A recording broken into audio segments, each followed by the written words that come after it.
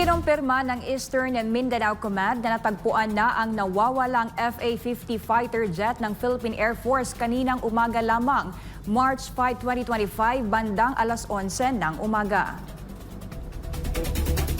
Nakita ang fighter jet sa bahagi ng Mount Kalatungan, Bukidnon kung saan kumpirmado rin ang mga labi ng dalawang piloto nito na kinilalang sina Major Jude Salangoy na tubong Cordillera Region at First Lieutenant AJ Dadulia ng Bukidnon.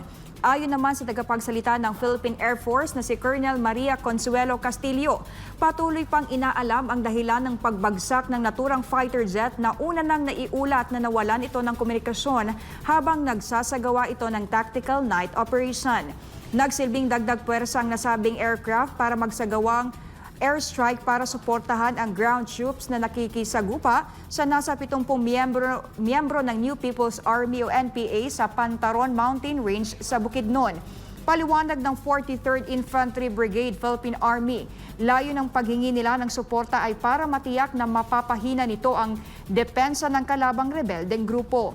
Humingi naman ng dasal ang Philippine Air Force para sa mga nasawi at suportang moral para sa mga naiwan nilang mahal sa buhay.